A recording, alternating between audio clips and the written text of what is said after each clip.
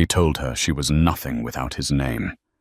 He laughed as she left for her little errands, tossing a black Amex on the marble table, telling her not to break a nail. He was Mateo Blackwood, a titan of industry. She was Elara, his quiet, beautiful trophy wife.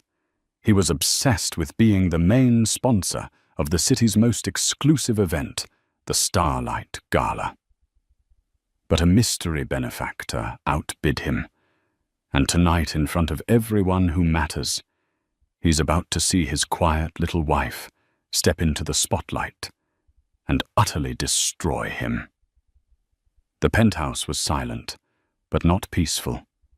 It was the sterile, oppressive silence of a museum, a place where things were looked at, but never touched. From 70 floors above the Upper East Side, the sounds of New York City were a distant, irrelevant hum. Mateo Blackwood stood before the floor-to-ceiling windows, a glass of Macallan 25 in one hand, his phone pressed so hard to his ear it might have fused with his skull. "What do you mean, outbid?" He snarled, his voice a low vibration that rattled the crystal paperweight on his desk. "This is the Starlight Gala, not a high school bake sale. You find out who it is. I don't care if it's Musk Bezos or the Pope. Everyone has a price. Find theirs, then double it." He listened for a moment, his face tightening. "An anonymous benefactor wishes to remain private. Don't give me that garbage.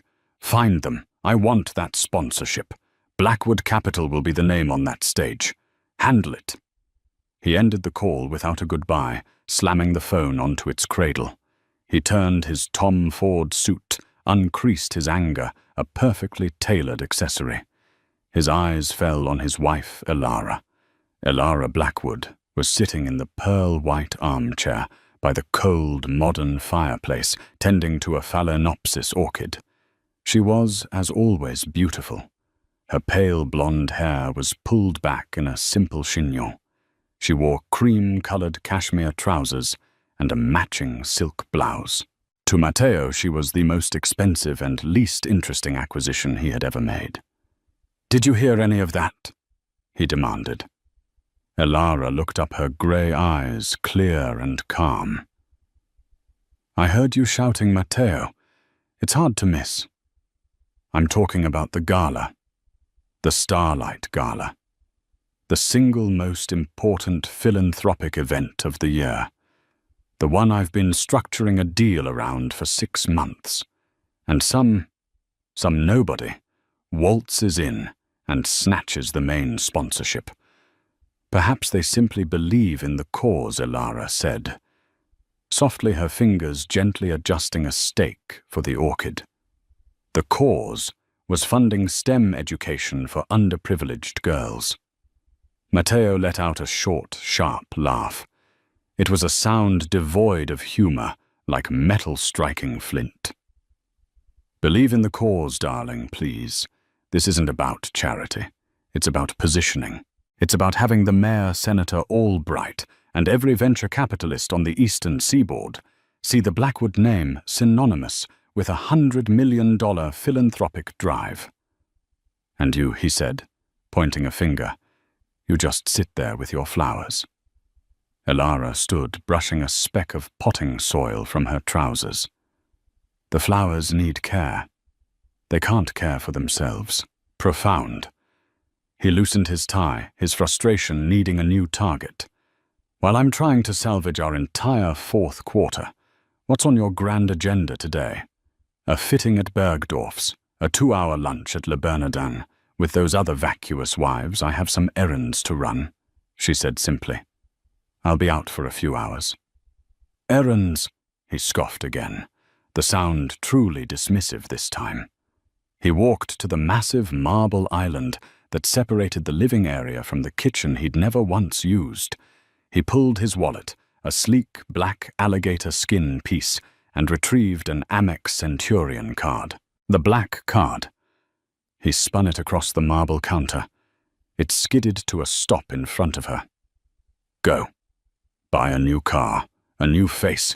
Whatever it is you do, he said, his voice dripping with condescension. "Try not to break a nail.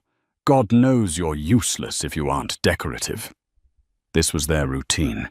His stress, his condescension, her quiet acceptance. Elara looked at the black card. She didn't move to take it. "I have my own." "Oh, right. Your little allowance," he said with a smirk. He thought of the generous 5-figure allowance he wired to her account monthly, the one she supposedly used for her clothes and her little charity lunches. He imagined it was all spent before the first of the month. Something like that. She agreed. She walked past him, grabbing her simple, unbranded leather tote from the hall closet. "Elara, wait." She paused, her hand on the door. "Tonight, the pre-gala reception at the Astor Linns. Don't be late. And for God's sake, wear the diamonds I bought you in Geneva. The yellow ones. I need to at least look like I have a wife who appreciates what she has." "I'll be there, Matteo," she said. Her hand, perfectly manicured, without his help, closed around the doorknob. "And Elara," he called out, already turning back to the window, his mind on his next call. "Yes. Try to look engaged. Try to look like you understand the world you live in. It reflects on me." The door closed with a soft, expensive click. Matteo Blackwood sighed, picked up his Macallan, and looked out over his city. He was the king, and she was just a pawn. He didn't even register the flash of icy-cold resolve in her eyes before she'd turned away. He didn't see it, because he had never, not once in their 5 years of marriage, truly looked at her. He saw a reflection. He saw a dependent. He saw, as he'd told his rival Marcus Thorne over golf, a beautiful, simple, well-bred girl from a good family that had lost its money. The perfect wife. No opinions, no ambition, just looks and breeding. He laughed at her. He laughed at her errands. He had no idea that Elara Blackwood had just walked out of her gilded cage and was now heading into her empire. Elara did not hail the doorman for the house Bentley. She walked 2 blocks east toward Lexington Avenue, melting into the mid-morning foot traffic of assistants grabbing coffee and tourists looking lost. She hailed a yellow cab, an anonymous, unremarkable act. "Where to?" Lady the driver asked, not even looking back. "Corner of Spring and Varick." "Soho," she replied. The penthouse on the Upper East Side was her prison. The city was her freedom. As the cab lurched into the flow of traffic, Elara's entire demeanor shifted. The soft, placid mask of Mrs. Blackwood dissolved. Her posture straightened. She pulled a slim, encrypted Stark Industries model smartphone from her tote, one Matteo had never seen, and began to type. Her fingers flew across the screen. "Julian. Traffic? ETA 10 minutes. Push the Tenhojo AM with the Tokyo Consortium to 10:15. I want the final Q3 reports on my desk before I walk in, and I want a triple-shot cappuccino. Black. Waiting for you. Ms. Vance." The reply came instantly. 40 minutes later, the cab pulled up to an old 8-story brick building. It was classic Soho architecture, unassuming with a cast-iron facade painted a discreet charcoal grey. The ground floor was an obscure art gallery. There was no gleaming sign, no corporate logo. The only indication of its occupant was a small, sand-blasted brass plate next to a steel door, VA Holdings. Elara swiped a keycard. The steel door buzzed open, revealing not a lobby, but a high-speed private elevator. She stepped in, placed her thumb on a biometric scanner, and the elevator began its silent ascent. The doors opened onto a space that was the complete antithesis of her penthouse. It was a sprawling, open-plan office, buzzing with quiet, focused energy. Exposed brick, reclaimed timber beams, and cutting-edge technology coexisted.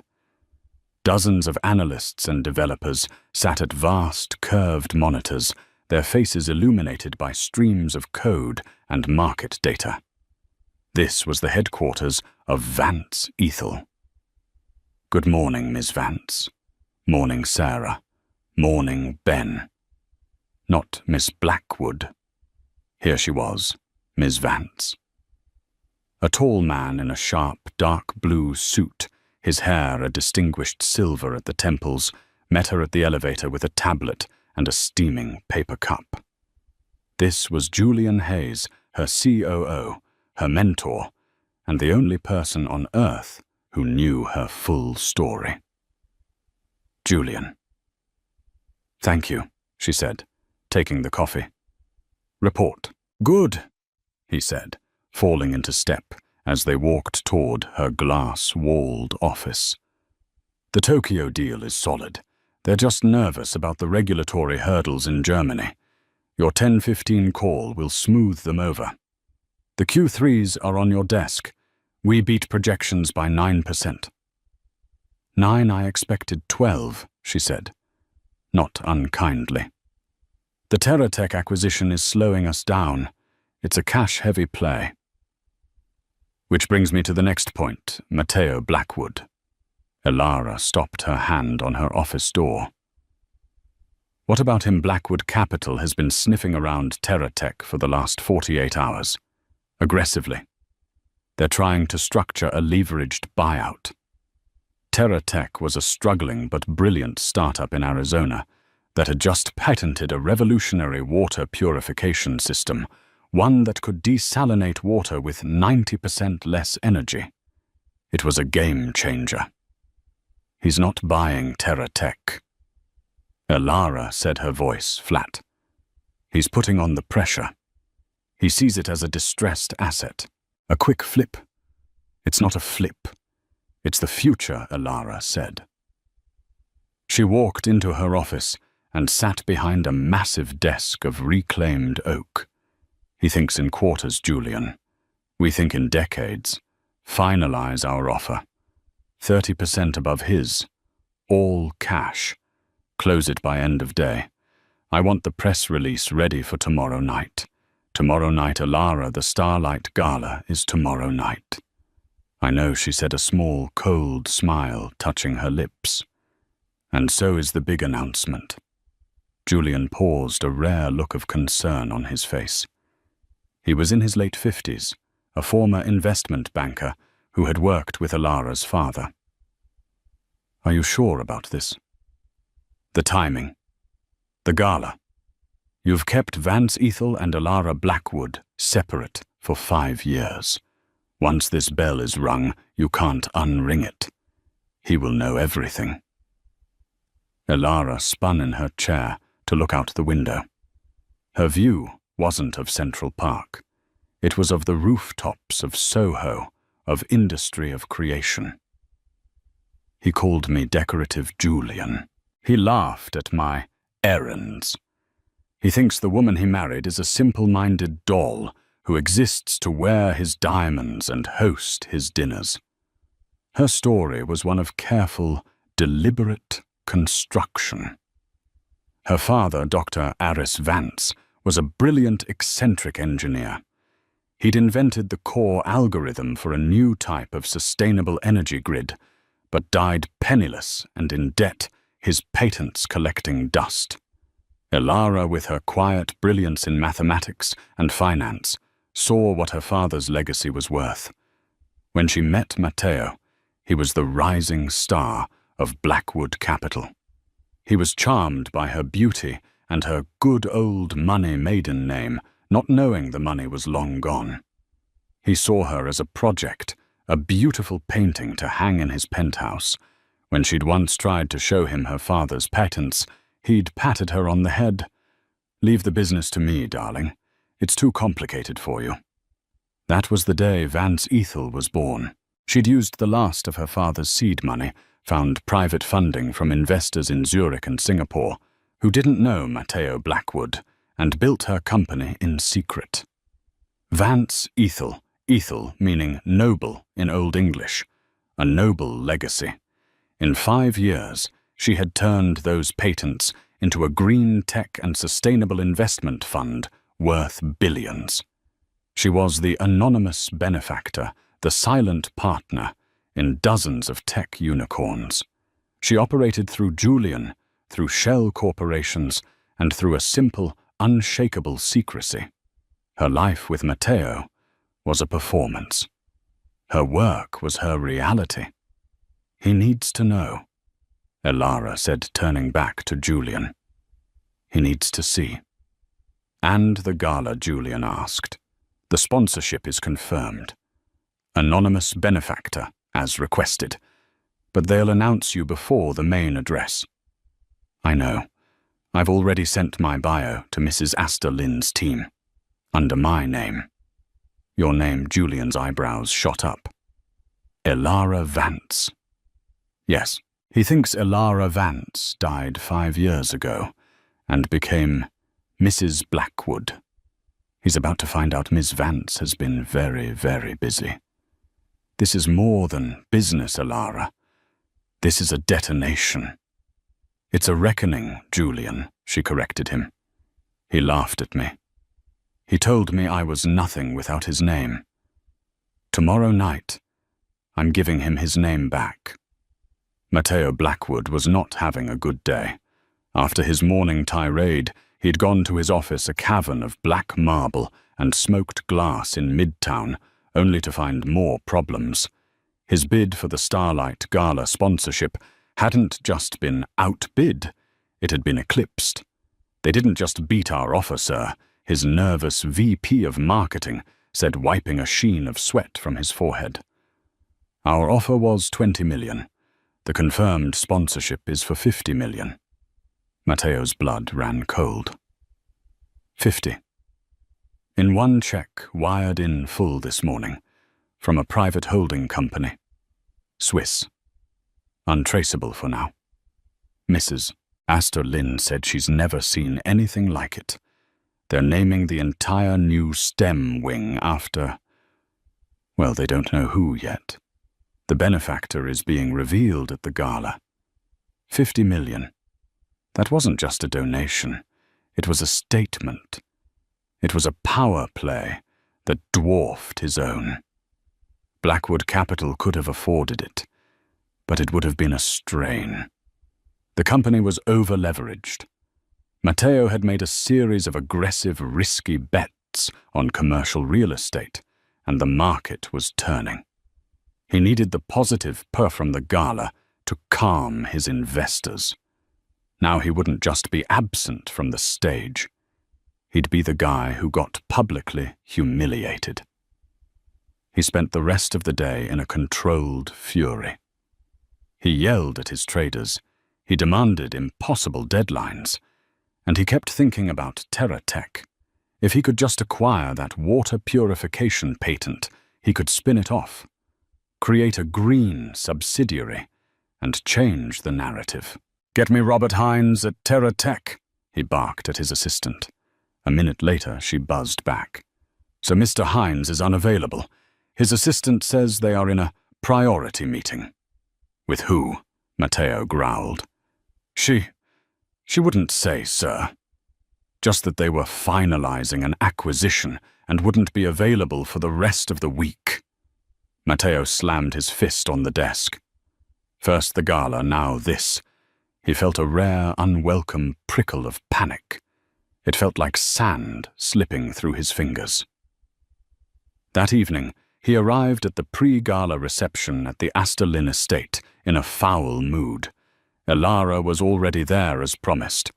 She was standing by a towering floral arrangement, speaking quietly with Senator Albright. She was wearing the yellow diamonds. They were, he noted with detached approval, spectacular. She looked the part. Elara, he said, striding up and placing a possessive hand on the small of her back. "Senator, good to see you." "Matteo." The senator smiled. "I was just congratulating your wife. Her passion for the Starlight Foundation's work is truly inspiring." Matteo laughed. "Oh, Elara. She loves her charities, keeps her busy." Elara's smile didn't waver, but her eyes when she met Matteo's were like chips of ice. "Matteo, you remember Mrs. Astor Lynn?" The older woman, the queen bee of New York philanthropy, drifted over. "Matteo, darling, we were so sorry to hear your bid didn't work out. But we're just thrilled with our new sponsor. Absolutely thrilled." "Yes, 50 million. Quite a statement," Matteo said, forcing a smile. "Any word on who it is? I'm dying to congratulate them." "Oh, it's a her," Mrs. Astor Lynn whispered, leaning in conspiratorially. "That's all I can tell you. A her. And she is, well, she's a force of nature. Utterly brilliant, and so private. This is her first major public appearance. We're seating you at her table tomorrow night, right next to her. You'll be the first to meet her." A her. Matteo's mind instantly cycled through the short list of female titans. Serafina Rodriguez of Apollo Global, Maria Smith of Smith Industries. He relaxed. This was good. He could network. He could turn this to his advantage. It was probably Serafina.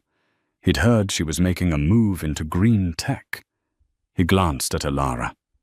She was listening politely, a picture of domestic grace. She hadn't bought a new face, but she'd clearly spent his allowance well. He felt a swell of pride, not in her, but in his ability to own her. He leaned down and whispered in her ear, "See, this is how it's done. Even when we lose, we get a seat at the head table. You just stand there, smile, and let me do the talking tomorrow night. Maybe I can spin this disaster into a partnership with this new mystery woman." Elara looked up at him. Her expression was placid, but there was a depth to her gaze he'd never seen before. "I'm sure you'll be fascinating, Matteo," she said.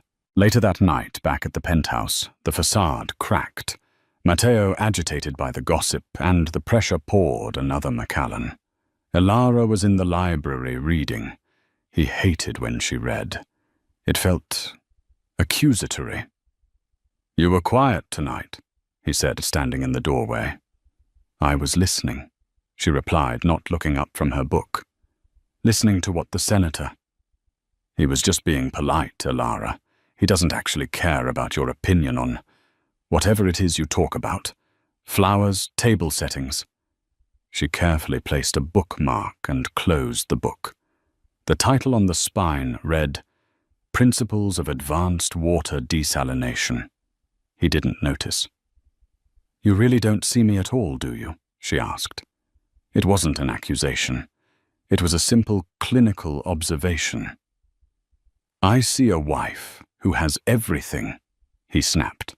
"A penthouse overlooking the park, a black card with no limit, a name that opens every door in this city, and I get nothing in return. Just a warm body in a pretty dress." "Nothing," she repeated, her voice dangerously quiet. "I run your household. I manage your social calendar. I host your investors. I sit through dinners with men whose hands linger too long on my back, all to help you close your deals. I have smiled until my face ached, and I have never, not once, embarrassed you. You don't call that something. I call that the job," he spat. "The job you signed up for when you married me. You came from nothing, Elara. Your family name was Mud. Your father was a bankrupt dreamer who died with holes in his shoes. I gave you my name. I gave you this." He swept his arm around the opulent room. Elara stood up. She was trembling, but not with fear. It was a tightly coiled, white-hot rage that he mistook for weakness. "You're right, Matteo," she said, her voice shaking slightly. "You gave me this. You gave me this cage. You gave me this name." She walked past him. He grabbed her arm. "Where are you going? I'm not finished." She looked down at his hand on her arm, then back up to his face. Her expression was one he would later replay in his nightmares. It was pure, unadulterated pity. "Yes, you are, Matteo," she said, pulling her arm from his grasp. "You just don't know it yet. Remember you said that. Remember you said I was nothing but a name. Remember you said I came from nothing." She went into their bedroom and closed the door. He heard the lock click. He stood there baffled and furious. The arrogance of the woman. He'd have to remind her forcefully of her place, but first he had to prepare. He spent the rest of the night researching Serafina Rodriguez. He had to be ready to pitch a partnership. He had to salvage his company. He fell asleep in his study at 4:00 a.m., surrounded by financial reports, convinced he was preparing for the battle of his life. He was right. He was just preparing for the wrong opponent. The morning of the Starlight Gala dawned clear and cold. Matteo Blackwood woke in his study, a crick in his neck and a sour taste in his mouth. He'd dreamt of falling. He showered, dressed in his custom-made Brioni workout gear, and headed for his private gym, only to find Elara gone. A note was on the kitchen counter. Not a note, really. A post-it. "Have a fitting. We'll see you at the gala. E." "A fitting," he muttered, crumpling the note. "Of course." On the most important day of his quarter, she was off playing dress-up. He felt a flash of irritation at her coldness from the night before, but it was quickly subsumed by his own anxieties. Today was all about Terratech. He arrived at his office by 7:00 a.m. "Get Hines at Terratech on the phone. Now. I don't care if he's in a meeting. Tell his assistant I'm prepared to make an all-cash offer 20% over market value. Tell him Blackwood Capital is ready to move. Today." His assistant, pale and nervous, already had the information. "Sir, I'm afraid it's too late. It just hit the wires. Terratech was acquired." Matteo froze. Acquired by who? Serafina. That rival firm in Chicago. "We don't know, sir. It was a private holding company, VA Holdings. The deal was finalized late last night. All cash, 35% over market value. They completely blindsided us, sir." VA Holdings. Matteo racked his brain. "I've never heard of them. Get me a full workup. Find out who they are.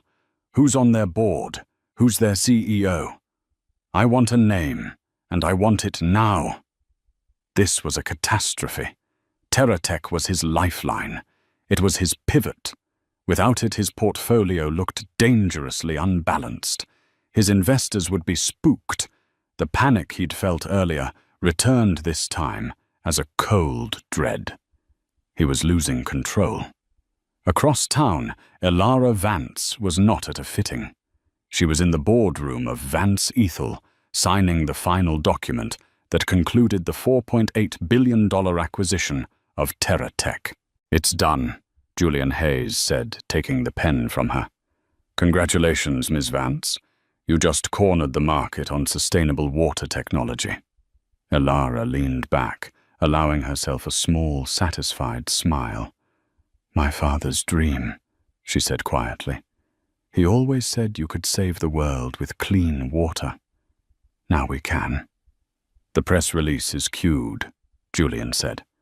"As requested, it will go live at 8:00 p.m. tonight, right as the speeches at the gala begin."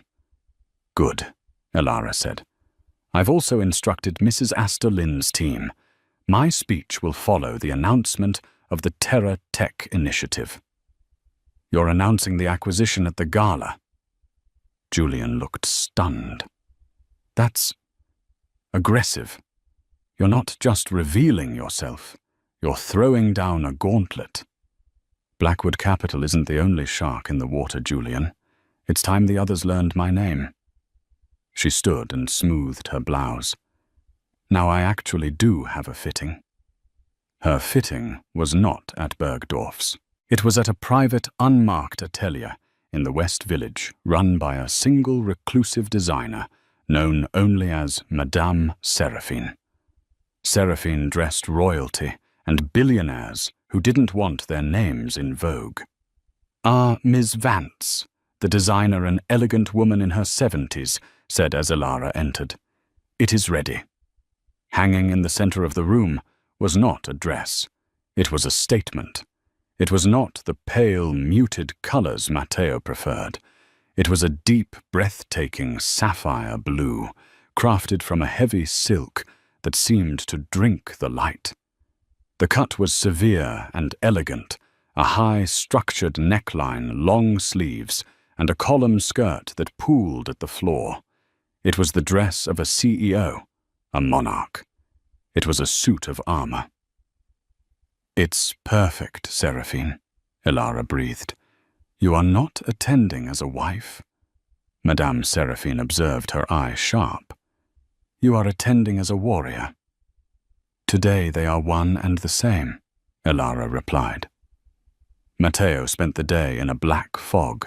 His research team had hit a brick wall. VA Holdings was a ghost.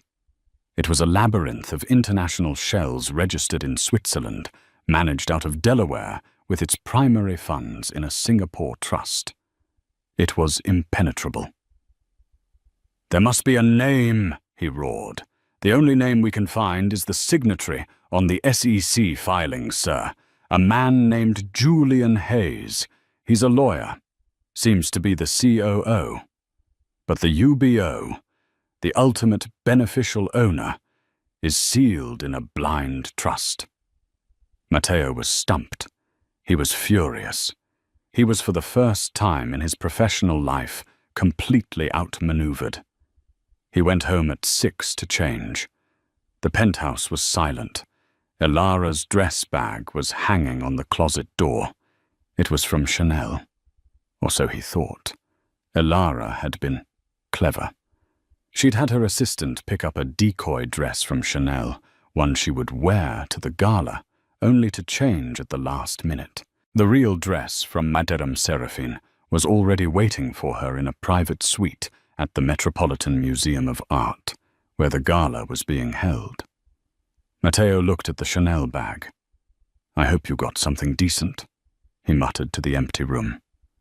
After last night, you owe me. He put on his bespoke Tom Ford tuxedo. He fastened his Patek Philippe watch.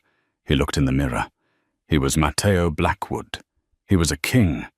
He'd been wrong-footed, yes, but tonight he would sit next to the new power player in New York, the mystery woman. He would charm her. He would find out what she wanted. He would forge an alliance. He could still turn this. He was so focused on the new unknown woman, he never once thought about the woman he already knew. Approx 1,300 words. The Temple of Dendur at the Metropolitan Museum of Art was transformed. Bathed in ethereal blue and gold light, the ancient sandstone temple served as a backdrop for the most powerful people in the world. Waiters in white tuxedos moved silently with trays of vintage Dom Perignon. The quiet buzz of conversation was a symphony of mergers, politics, and art. The Blackwoods' Rolls-Royce Phantom purred to a stop at the base of the museum's grand staircase. Paparazzi flashes erupted. Matteo Blackwood! Mr. Blackwood! Matteo stepped out, radiating confidence. He adjusted his bow tie and turned to help his wife.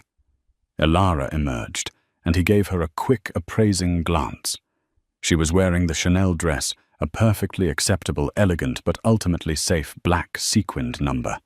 She looked beautiful and forgettable, his perfect accessory. "Good," he whispered, taking her arm. "You look fine." "Thank you, Matteo," she replied, her voice smooth. They ascended the steps, Matteo nodding to his peers, Elara smiling demurely. Inside the great hall, the air was warm and thick with the scent of lilies. Mrs. Astor Lynn, draped in emeralds, rushed toward them. "Matteo, Elara." "You're here, Mrs. Astor Lynn," Matteo said, kissing her cheek. "A stunning event, as always." "Just wait," she beamed. "Now, Elara, darling, I need to steal you for a moment.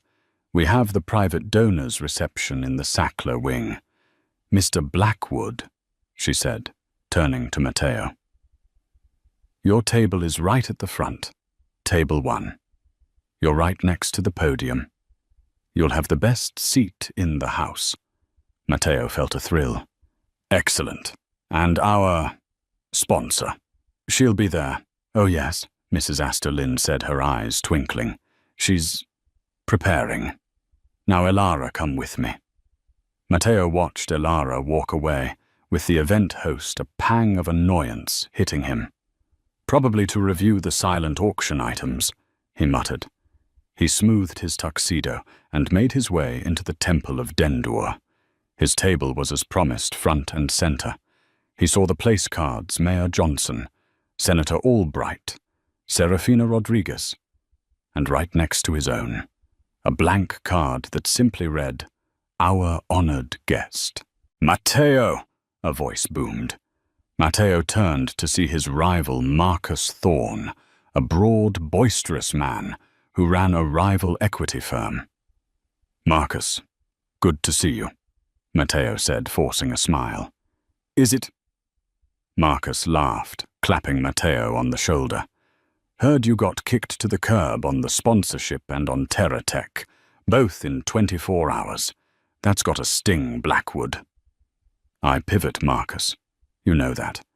I'm already in talks with the new sponsor. We're at the same table." Matteo lied smoothly. "Oh, are you? Well, I'm eager to see who this mystery woman is. She's got this whole city in a spin." Marcus moved on, and Matteo sat his jaw tight. Meanwhile, Elara was not at a donor's reception. Mrs. Astor Lynn had personally escorted her to a private museum office that had been converted into a dressing room. Her team was there: Julian Hayes, a publicist, and her personal assistant. Hanging on the door was the sapphire blue dress from Madame Seraphine. "Are you ready, Miss Vance?" Julian asked, handing her a folder. Elara slipped out of the decoy Chanel dress. "The speech," she said, taking the folder. "It's just the bullet points you requested, and the final press release. It's scheduled to go live in 10 minutes. Elara nodded, slipping into the heavy silk. It felt cool against her skin. Her assistant helped with the zipper, and as it rose, Elara felt her transformation complete. She was no longer Mrs. Blackwood. She stood in front of the mirror. The dress was magnificent. It was the color of a deep ocean, the color of power. Her assistant undid her simple chignon, and her blonde hair fell to her shoulders. It was brushed back, sleek and severe. She put on her real jewelry, not Matteo's yellow diamonds. It was a modern architectural necklace of white gold and raw-cut diamonds, a piece she had commissioned herself from a designer in Antwerp. She looked formidable. "Good," she said, her voice a low, steady hum. "It's time." Back in the Gala, the lights began to dim. The chatter subsided. Matteo sat straighter, checking his Patek Philippe. 7:59 p.m. At that exact moment, in every newsroom and trading floor in the world, an alert pinged. Businesses wire, VA Holdings. A private green tech fund acquires TerraTech in 4.8B, all cash deal. Initiative to be announced at Starlight Gala. Mateo's phone vibrated on the table. So did Serafina Rodriguez's. So did Marcus Thorne's. A collective murmur went through the room as dozens of high-profile guests read the alert. Mateo's eyes widened in horror. VA Holdings, the ghost, they were here. This was the sponsor. His head whipped around, scanning the room. Who was it? Who was VA Holdings? On stage, Mrs. Astor Lynn tapped the microphone. Good evening, ladies and gentlemen. Welcome. Tonight we have shattered every record in the history of the Starlight Foundation. We have done so thanks to the vision and unparalleled generosity of one person. Mateo was sweating. His heart was hammering. This was it. This person is to me the very definition of a modern visionary. Someone who built an empire not for fame, but for the future. You all just received the business alert. You know what she did. Now you get to see who she is. Mateo leaned forward, his eyes fixed on the stage. She is the founder and CEO of Vance Ethel, the parent company of VA Holdings. She is the mind that just secured the future of clean water. It is my profound personal honor to introduce our main sponsor, our benefactor, and my dear friend, Ms. Elara Vance. The name hung in the air, suspended in the stunned, cavernous silence of the Temple of Denda. Elara. Vance. Mateo Blackwood's brain refused to process the syllables. It was a glitch, a misprint, a terrible echoing mistake. Vance. That was her maiden name. A name that meant nothing. A name synonymous with dusty libraries and forgotten patents. He turned to his left, where the honored guest chair sat empty. He turned to his right, to Serafina Rodriguez, who was staring at him with a look of utter electrifying confusion. What did she say? Mateo whispered, his mouth dry. She said, Elara Vance. Serafina whispered back, her eyes darting to the stage. A single brilliant white spotlight cut through the darkness, illuminating the stage-left entrance. And there she was. It was not the woman who had left his penthouse that morning. It was not the demure wife in the safe Chanel dress. This was a different being inwardly. The woman who walked onto the stage was a queen. The sapphire dress seemed to have been spun from the night sky itself, clinging to her form, with an authority that stunned the room. The raw diamond necklace at her throat caught the light and shattered it into 1,000 tiny daggers. Her hair was pulled back, emphasizing the severe, intelligent beauty of her face. Her walk was not a drift, it was a stride. Confident, measured, and utterly terrifying. She was Elara, but she was not his Elara. A disbelieving murmur rippled through the crowd. Is that? That's Elara Blackwood. Vance Ethel. I've heard of them. They're monsters in the green tech space. They're bigger than... That's his wife. Mateo felt the blood drain from his face. The room tilted. Every eye in that 200-person hall, the senators, the mayors, the billionaires, his rivals, was on him. He could feel their gazes like physical blows. He was the center of attention, but as the object of a joke he had never been told. Marcus Thorne, 2 tables over, was staring, his jaw literally open, a piece of bread halfway to his mouth. On stage, Elara reached the podium. She adjusted the microphone, the sound echoing in the silence. She looked out at the crowd, her gaze sweeping over them, calm and commanding. Then her eyes found Mateo's. She looked right at him. Table 1. The best seat in the house. There was no malice in her gaze, no anger, no triumph. There was something far, far worse: indifference. It was the look a geologist might give a common rock before stepping over it.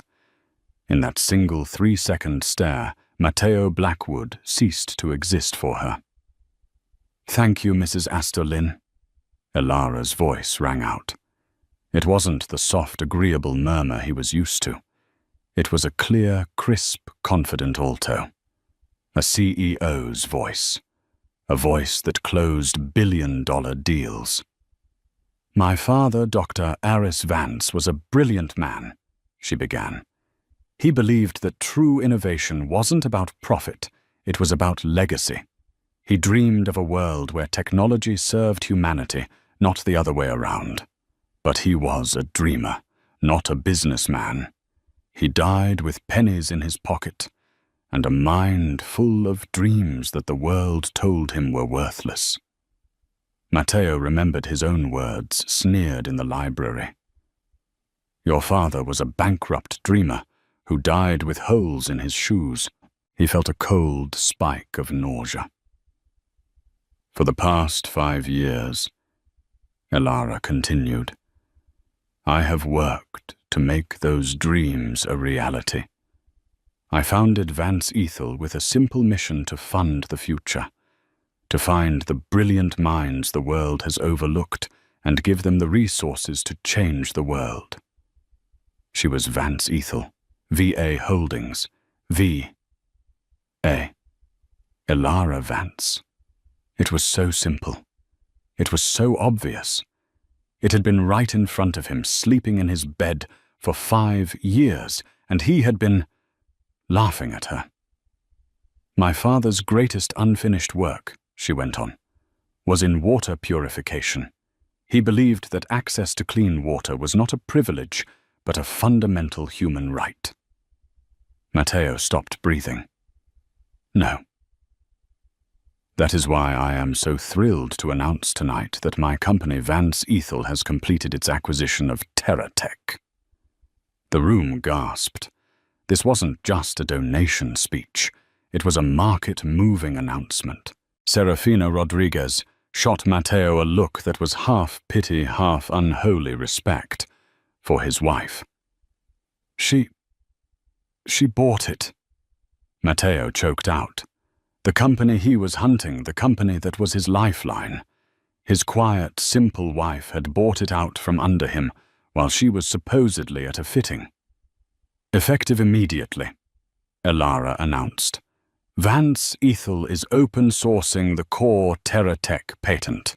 It will be made available, free of charge, to the Starlight Foundation and any non-profit organization working to bring clean water to developing nations.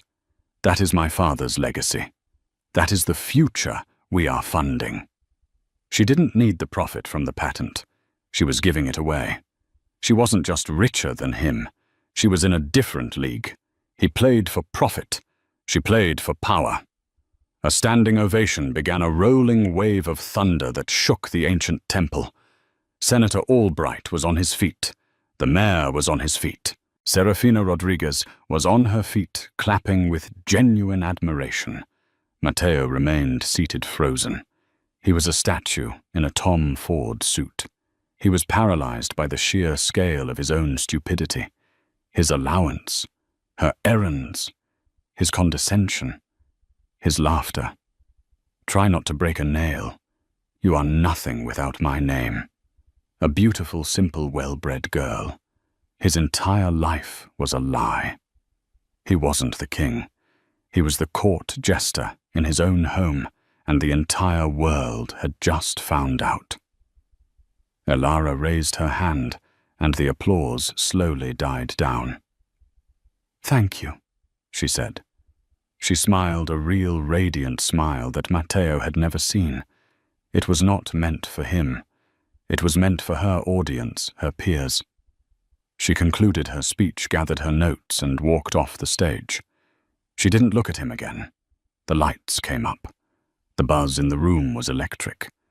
But no one was talking about the foundation. They were all talking about Elara Vance.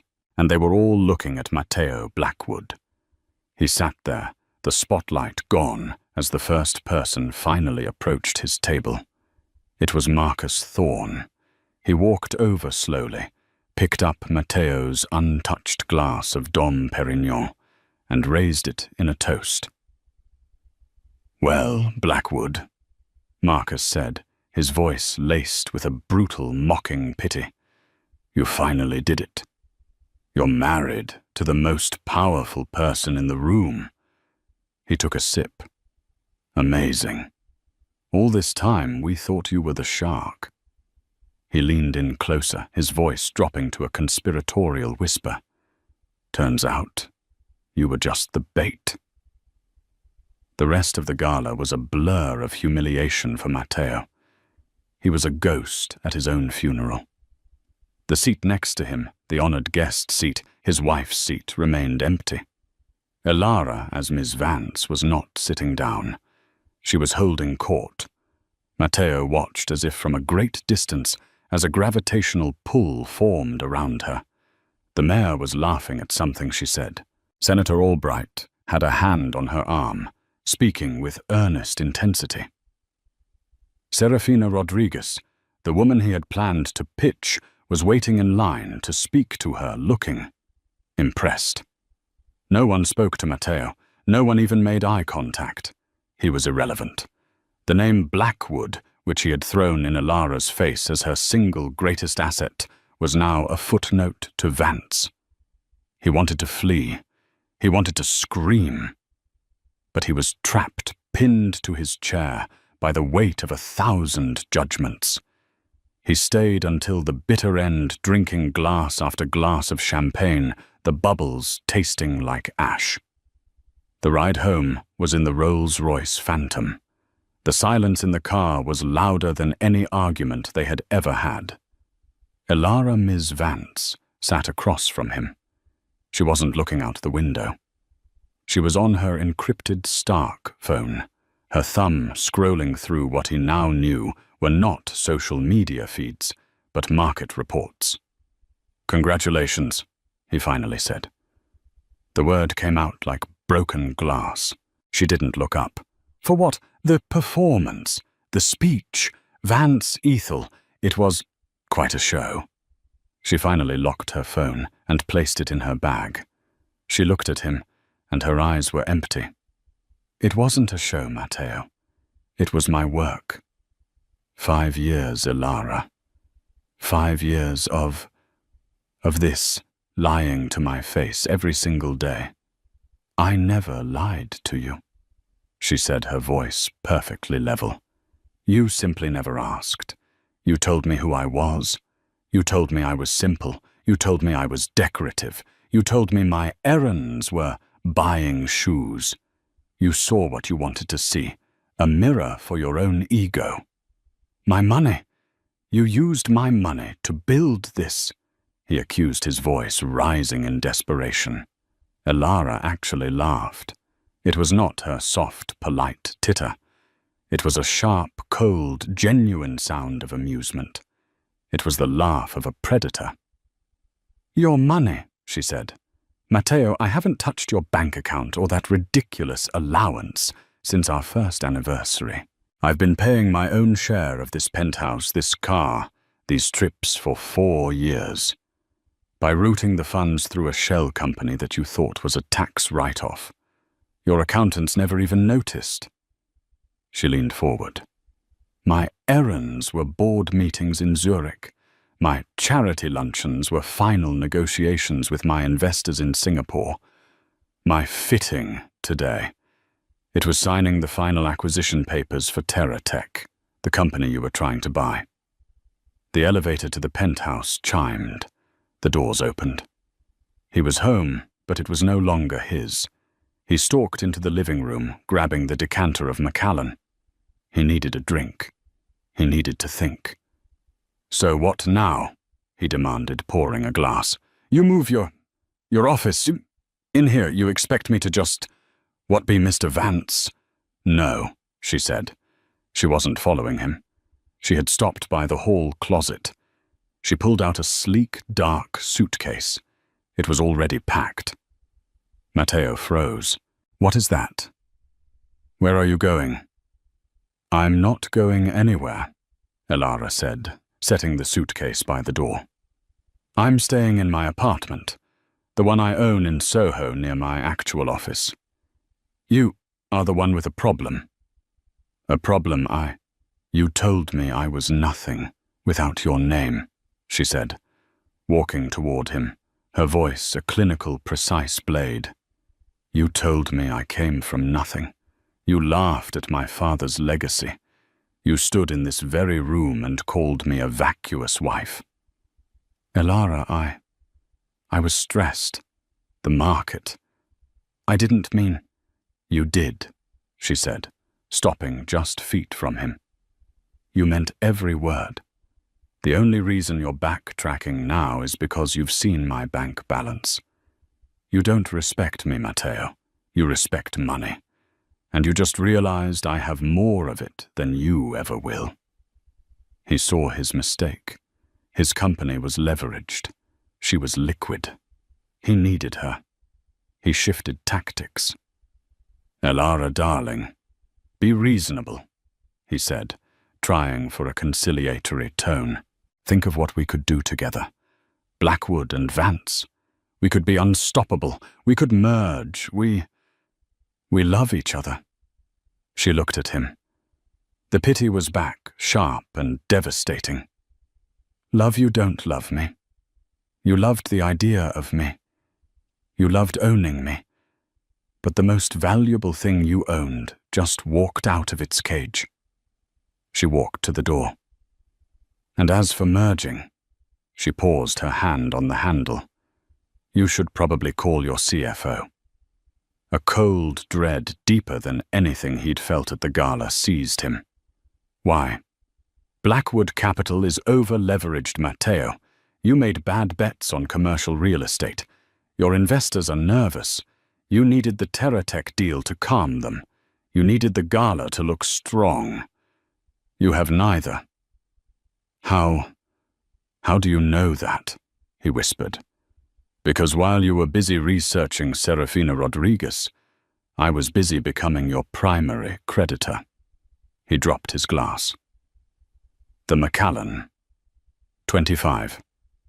His symbol of power shattered on the marble floor. What, Vance Ethel, through a subsidiary in the Cayman Islands, bought your debt last week. All of it.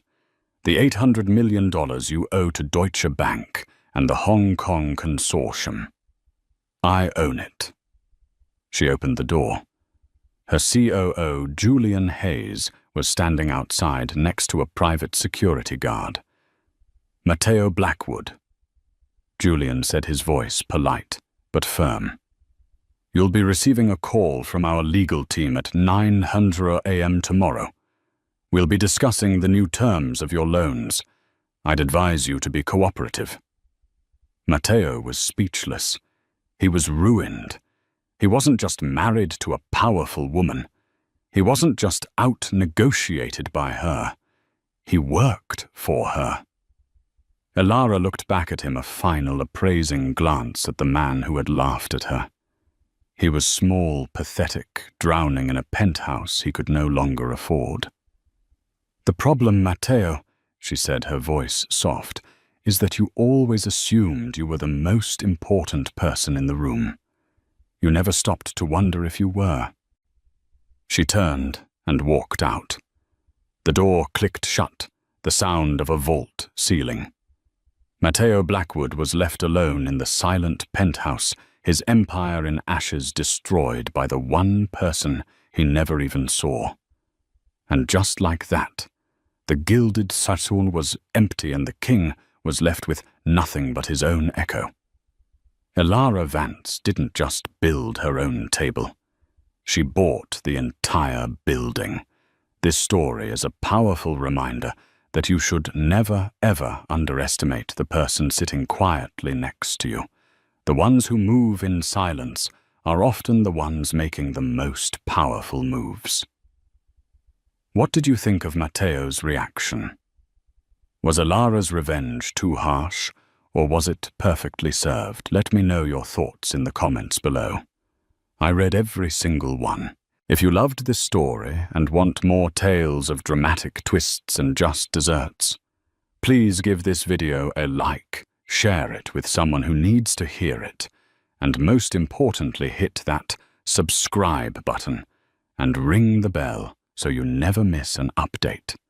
Thank you for listening.